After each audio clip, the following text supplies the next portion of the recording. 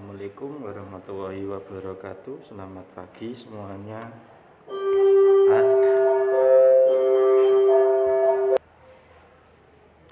Berjumpa kembali dengan saya, nama Muhammad Lutfi dari Pendidikan Biologi. Di sini saya akan mengangkat tentang potensi lokal tentang pohon mangga dan perbanyakan tanaman mangga dengan teknik okulasi.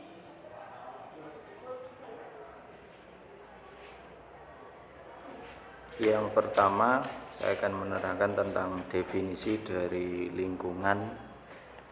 Menurut Bintarto, lingkungan adalah segala hal yang berada di sekitar kita, baik itu benda ataupun makhluk hidup yang terpengaruh oleh kegiatan yang dilakukan manusia. Terus definisi lingkungan yang kedua, menurut Emil Salim, istilah lingkungan hidup yaitu mengacu kepada semua benda, keadaan, kondisi, dan juga pengaruh yang berada dalam ruangan yang sedang kita tinggali, dan hal tersebut mempengaruhi kehidupan di sekitar, baik itu hewan, tumbuhan, dan manusia. Jadi dua pengertian dari lingkungan ini bisa atau kita definisikan hampir sama. Mengenai lingkungan itu ada tempat tinggal untuk semua makhluk hidup itu yang bisa kita tumbuhi, bisa kita manfaatkan untuk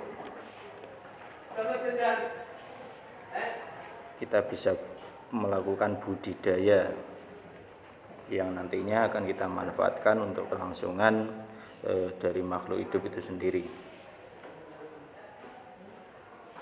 Dan manusia atau makhluk hidup juga sangat membutuhkan lingkungan untuk kelangsungan hidupnya.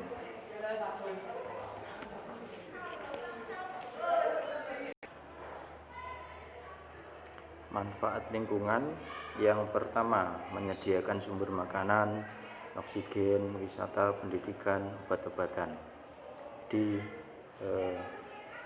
Dari keterangan yang pertama ini bahwa lingkungan yang ada di sekitar kita banyak tersedianya makanan, terus kemudian dan bisa kita tanami berbagai jenis-jenis bahan makanan yang bisa kita konsumsi untuk setiap hari, terus kemudian menyediakan oksigen sebagai tempat wisata dan bisa digunakan untuk tempat pendidikan, yaitu sebagai studi langsung kita meneliti lingkungan sekitar ada apa yang bisa kita ambil dari manfaatnya, terus kemudian ada sebagai sumber penyedia obat-obatan yang akan kita bisa kembangkan selanjutnya. Terus kemudian ada manfaat tumbuhan dan satwa liar dalam menyerap karbon. Terus ketiga, manfaat alam menyediakan berbagai sumber obat-obatan, penelitian, pengetahuan kesehatan. Itu salah satu manfaat dari lingkungan yang nantinya bisa kita manfaatkan untuk beberapa waktu selanjutnya atau waktu ke depan. Selanjutnya dari manfaat lingkungan, di sini ada menjaga agar lingkungan tetap lestari, merupakan hal yang vital bagi manusia. Jadi manusia ataupun makhluk hidup yang lainnya sangat bergantung dengan lingkungan sekitar untuk kelangsungan hidupnya dan saling berinteraksi. Kemudian ada manusia membutuhkan sumber daya alam untuk berkembang biak dan hidup. Di sini sangat penting sekali bahwa lingkungan itu akan berpengaruh terhadap kelangsungan hidup dari makhluk hidup itu sendiri. Ya, nantinya saling bersinergi antara manusia dengan alam. Kemudian ada manfaat selanjutnya, dengan begitu manusia bisa melakukan penanaman dan perawatan pohon.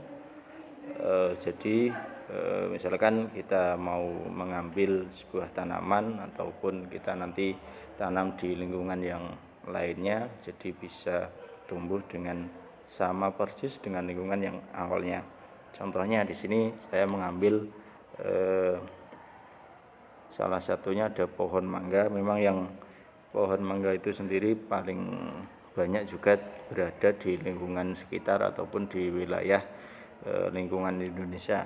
Dan dari situ kita bisa melihat bahwa tanaman mangga ada beberapa variasinya, yaitu mengenai dari misalkan ada pohon mangga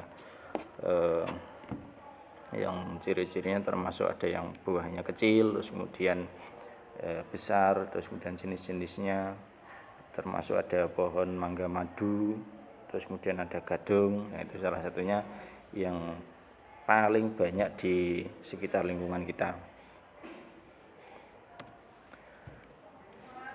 Nah, dari sampel atau contoh dari pohon mangga di sini ada pengertian mengenai buah.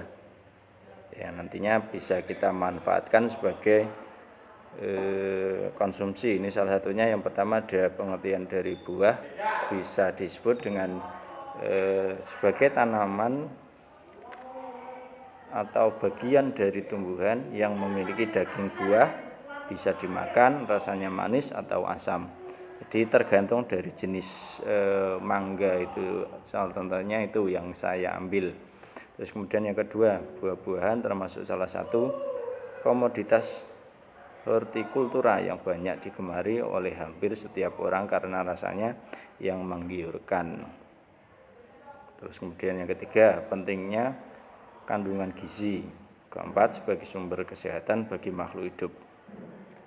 Nah, jadi buah-buahan itu sendiri selain dari yang biasanya kita lihat secara kasat mata, berbagai jenis buah-buahan yang menggiurkan sebagai atau untuk kita konsumsi setiap harinya. Selain itu juga ada beberapa kandungan gizi yang dibutuhkan dalam tubuh kita, terus kemudian untuk sebagai sumber kesehatan bagi makhluk hidup.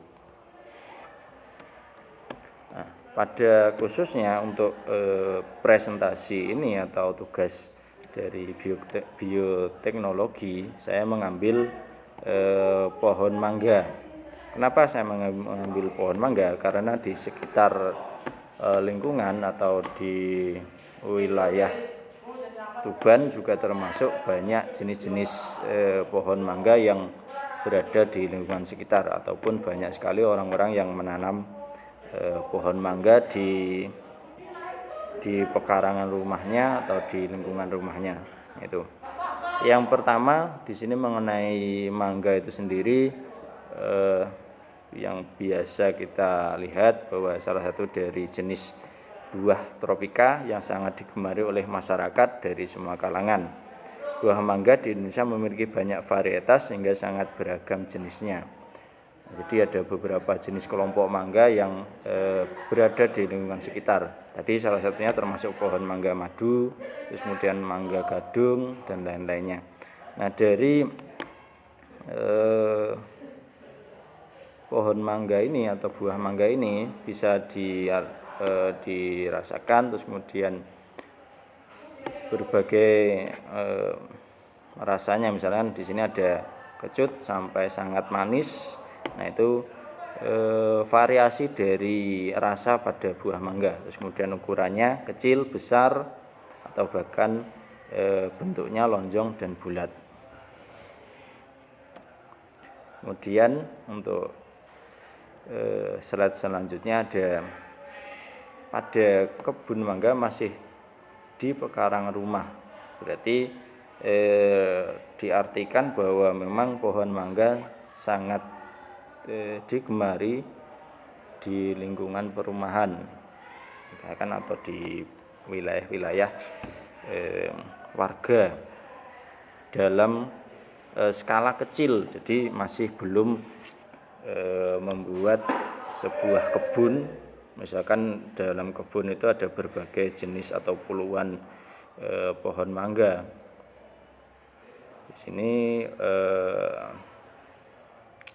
berarti kalau misalkan hanya satu pohon mangga yang ada di pekarangan, berarti kan belum adanya pengembangan yang menuju ke industri mangga. Berarti hanya untuk di konsumsi sendiri lah, misalkan seperti itu. Terus kemudian,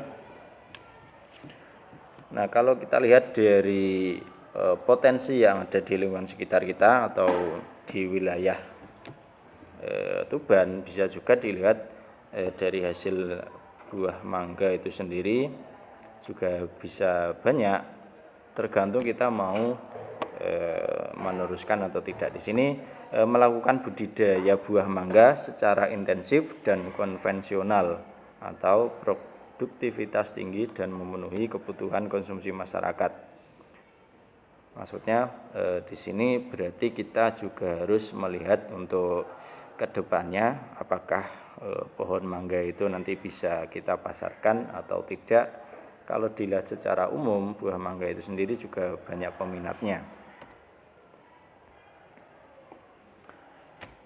Selanjutnya mengenai dari botani mangga, di sini ada klasifikasi tanaman mangga sebagai berikut: divisi Spermatophyta, subdivisi Angiospermae, kelas Dicotyledon, keluarga Anarcadiaceae, terus kemudian genus Mangifera, spesies Mangifera sp. Terus kemudian ada macam-macam buah mangga yang ada di Indonesia. Ini salah satunya ada termasuk dari Mangifera indica L, terus kemudian mangga arumanis, golek, gedong atau gadung termasuk juga, mana lagi, dan cengkir, Mangifera Foetida kemangkueni. Ini termasuk dari varietas jenis-jenis mangga yang ada di Indonesia. Itu beberapa yang bisa kita jumpai juga termasuknya. Yang paling banyak memang kalau yang ada di lingkungan sekitar atau yang di pekarangan warga itu kan ada jenis buah mangga madu dan gadung, itu yang paling banyak. Di sini termasuk dari pohon mangga itu sendiri kan kita lihat bahwa dari sebuah pohon pasti ada strukturnya. Yang pertama di sini ada akar, terus kemudian nanti ada batang, terus kemudian ada daun, bunga, dan buah. Yang pertama di sini ada akar. Kalau kita pelajari bersama bahwa akar itu ada termasuk penunjang atau nantinya atau berkelanjutan yang nanti bisa menyerap beberapa nutrisi yang ada di tanah dan nanti akan menunjang pohon itu semakin tinggi atau bahkan nanti bisa berbuah dan atau kalau misalkan jangan sampai mati itu misalkan. Di sini dari akar mangga berjenis tunggang atau yang termasuk bercabang-cabang. Dari cabang akar ini tumbuh cabang kecil yang ditumbuhi bulu-bulu akar yang sangat halus. Kegunaan akar dilihat yang pertama ada menguatkan tegaknya pohon, terus kemudian menyerap unsur hara dari dalam tanah, terus kemudian alat pernafasan dari dalam tanah. Itu memang dari secara umum memang untuk akar definisinya dari ketiga ini yang memang yang pokok. Terus kemudian yang kedua ada atau struktur yang kedua yaitu ada batang. Terus kemudian dalam lapisan kayu terdapat pembuluh kayu yang berfungsi membawa unsur-unsur hara dari akar ke atas. Jadi kemudian setelah akar menyerap dari unsur hara yang ada di dalam tanah diteruskan ke bagian batang. Batang itu sendiri nanti sebagai atau termasuk bentuk dari pohon itu sendiri. Selanjutnya ada daun, dan bunga. Nah, di sini pada daun mangga diselimuti oleh kulit tipis yang tidak terlihat dengan mata telanjang yang dinamakan kulit ari. Kemudian ciri selanjutnya pada daun tiap-tiap bagian tanaman mempunyai fungsi sendiri-sendiri yaitu untuk bernafas dan asimilasi. Terus kemudian struktur yang lainnya ada bunga. Bunga pada mangga dapat melakukan penyerbukan sendiri karena tepung sari yang jatuh pada tampuk berasal dari pohon itu sendiri. Terus kemudian struktur dari pohon mangga yang selanjutnya ada buah. Pada pohon mangga berbuah sekitar bulan Agustus sampai Oktober, yaitu pada musim kemarau.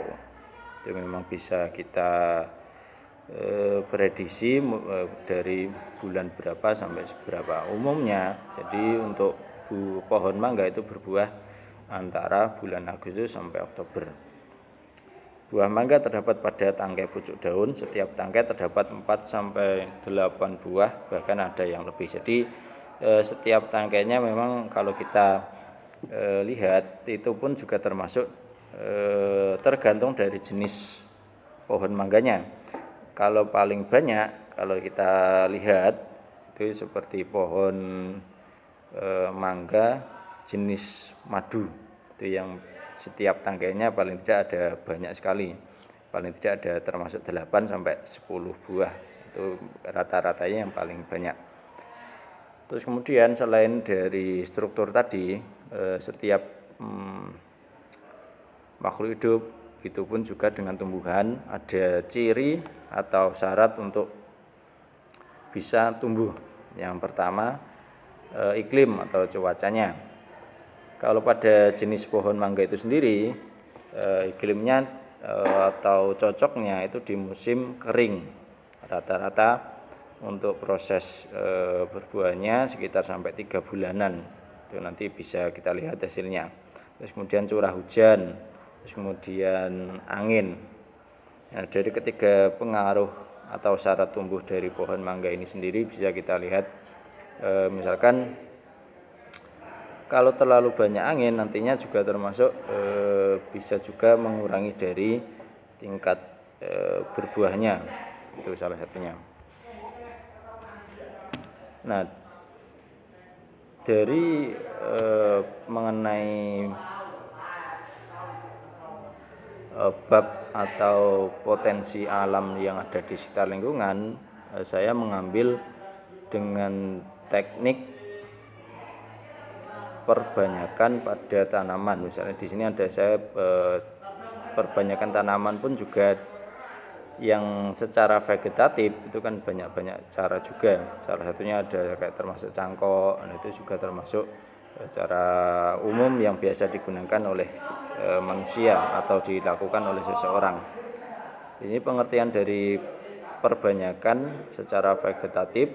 Di sini ada pembiakan vegetatif tanaman dapat terjadi secara alamiah atau dibuat oleh manusia. Itu pun terjadi melalui pembelahan sel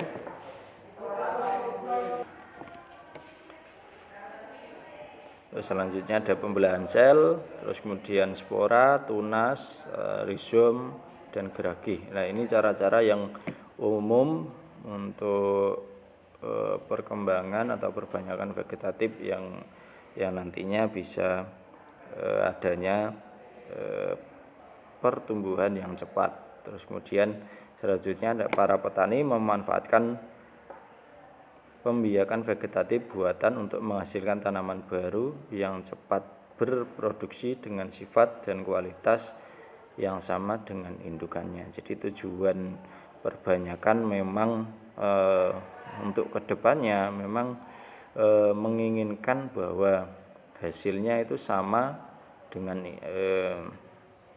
induknya dengan waktu yang lebih cepat.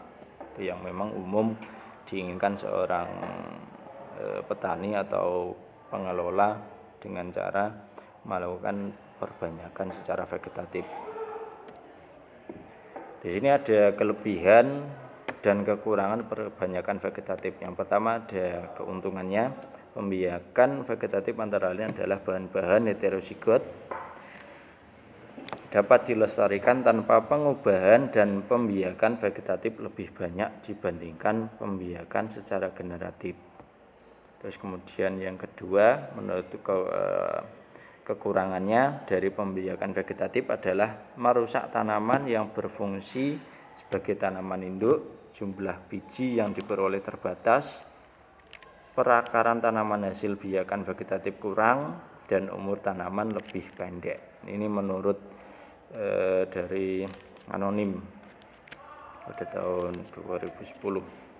Jadi ada kekurangan dan kelebihannya masing-masing mengenai dari teknik perbanyakan vegetatif.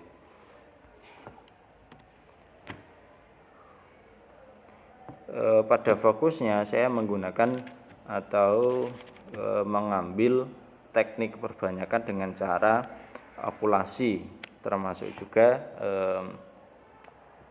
saya mengambil contohnya pada tanaman mangga. Ini yang termasuk yang sudah pernah dilakukan oleh beberapa atau seseorang atau kelompok orang yang melakukan okulasi dengan tanaman mangga.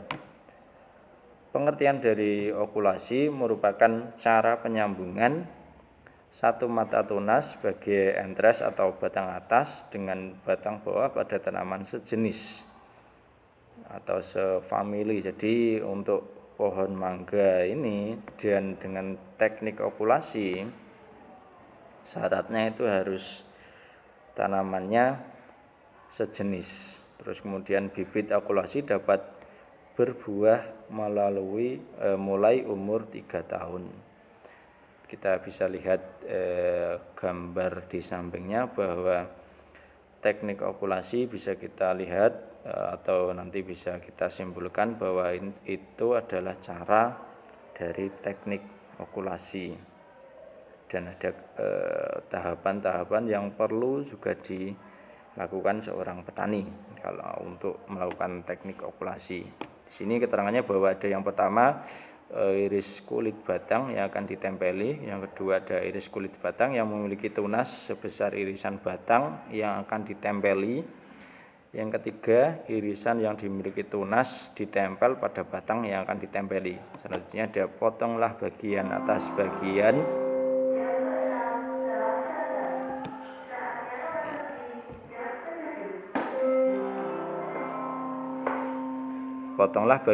atas batang jika tunas telah muncul. Itu syarat-syarat atau teknik pada okulasi tahapannya. Selanjutnya ada syarat okulasi. Yang pertama, tanaman tidak sedang tumbuh daun baru. Jadi untuk melakukan teknik okulasi itu tanaman tidak sedang tumbuh daun baru. Terus kemudian yang kedua, bagian atas dan bawah harus memiliki umur yang sama. Yang ketiga, kedua tanaman yang akan diokulasi harus dari satu genus. Selanjutnya ada bebas hama dan penyakit. Yang kelima, tanaman induk bersifat unggul. Jadi kelima dari syarat ini, yang pertama tidak harus jangan sampai ada tumbuh daun baru. Itu nanti berpengaruh untuk proses pertumbuhan pada teknik okulasi. Nantinya kalau misalkan tumbuh daun baru, bisa dikatakan atau bisa disimpulkan nanti akan merusak kulit yang akan ditumbuhi. Itu mengakibatkan nanti tidak akan terjadi sifat okulasi dan tidak akan tumbuh, itu maksudnya. Terus kemudian syarat-syarat yang lainnya bisa kita lihat dan bisa kita simpulkan bahwa semua dari jenis teknik untuk perbanyakan tanaman memang juga harus bebas dari penyakit agar bisa tumbuh dengan normal atau bisa tumbuh dengan apa yang kita inginkan.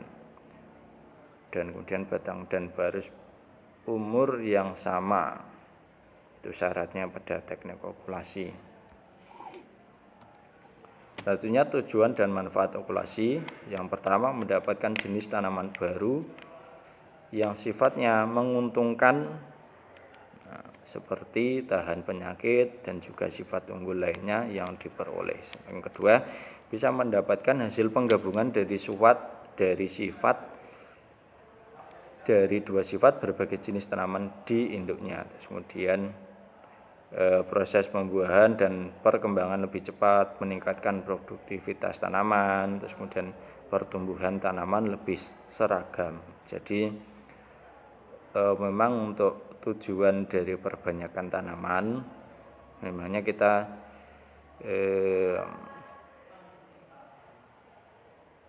inginkan memang tujuannya untuk memperbanyak dengan waktu yang termasuk yang lebih cepat juga dan bisa berbuah lebih cepat. Nah, itu memang salah satu dari perbanyakan. Nah, di sini ada tahapan-tahapan pada penyiapan bibit okulasi sebagai berikut. Yang pertama, persiapkan alat dan bahan, yaitu alat-alatnya nanti bisa kita siapkan mulai dari pisau, terus kemudian solatif atau plastik gitu ya, nanti akan kita buat bungkus. Dan bahan-bahannya pastinya dari tanaman itu sendiri yang akan kita lakukan dengan teknik okulasi. Yang pertama ada bahan tanaman berupa bibit batang bawah berumur 8 sampai 12 bulan. Itu yang membuat indikasi bahwa termasuk syarat dari tanaman untuk digunakan teknik okulasi. Yang kedua, tata cara pengokulasian. Batang bawah dibersihkan di lahan persemian ataupun dalam polybag dengan menggunakan kain lap. Jadi sebelumnya batang-batang yang sudah kita potong untuk dibersihkan supaya steril dan tidak ada hama yang masih nempel pada batang. Ketiga, pemeliharaan pasca okulasi. Di sini kita tahapannya juga harus ada pemeriksaan pada jenis tanaman yang akan kita okulasi biar nantinya sesuai dengan apa yang kita inginkan. Biasanya pemeriksaan mata okulasi sekitar 10 sampai 15 hari semenjak pengokulasian. Jadi kita bisa lihat apakah proses okulasi itu bisa berjalan dengan lancar atau tidak. Nah, di sini ada gambar bahwa menunjukkan bagaimana cara-cara dari teknik okulasi itu sendiri. Ya, pada gambar pertama sudah terlihat jelas bahwa ada sebuah batang yang disayat, terus kemudian yang gambar kedua ada batang yang kita ambil atau misalkan nanti batang yang untuk supaya kita bisa tempel. Terus kemudian ada gambar ketiga sudah mulai kita lakukan penempelan. Pastinya batang itu pun juga harus steril dan tangan-tangan kita juga termasuk harus steril juga, biar supaya tidak ada hama dan penyakit yang tumbuh. Setelah itu sudah adanya penempelan, kita beri plastik supaya bisa terjadi proses pertumbuhan pada akar nanti. Nah, selanjutnya sudah beberapa hari kita tunjukkan ada hasil yang seperti yang kita inginkan, sudah mulai tumbuh dari cabang-cabangnya atau tunas baru. Itu nanti sudah terjadi proses okulasi. Dari sini bisa kita simpulkan bahwa budidaya buah mangga di Indonesia perlu ditingkatkan dengan lebih intensif dan skala perkebunan yang konvensional. Yang kedua, cara memperbanyak tanaman dengan okulasi memberikan hasil yang lebih baik dibanding dengan stek dan mencangkok. Terus selanjutnya yang ketiga atau yang terakhir, adapun kelebihan dan kelemahan perbanyakan tanaman dengan cara okulasi.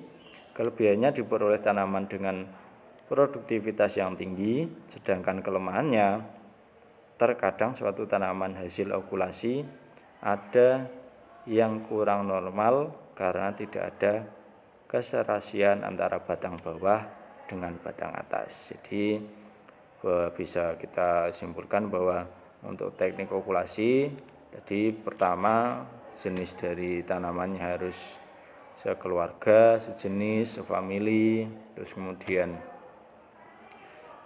umur batangnya jangan sampai terlalu muda dan batangnya jangan sampai ada tumbuh daun baru biar sifat okulasinya bisa tumbuh. Nah, di sini dengan berakhirnya atau saya menyampaikan kesimpulan bahwa pada teknik okulasi kita bisa lakukan di rumah, bisa kita terapkan untuk perbanyakan tanaman. Dari sini akhir dari presentasi saya. Misalkan ada yang kurang pas dalam saya menyampaikan hasil presentasi saya, mohon dimaklumi. Sekian dari saya, terima kasih. Assalamualaikum warahmatullahi wabarakatuh.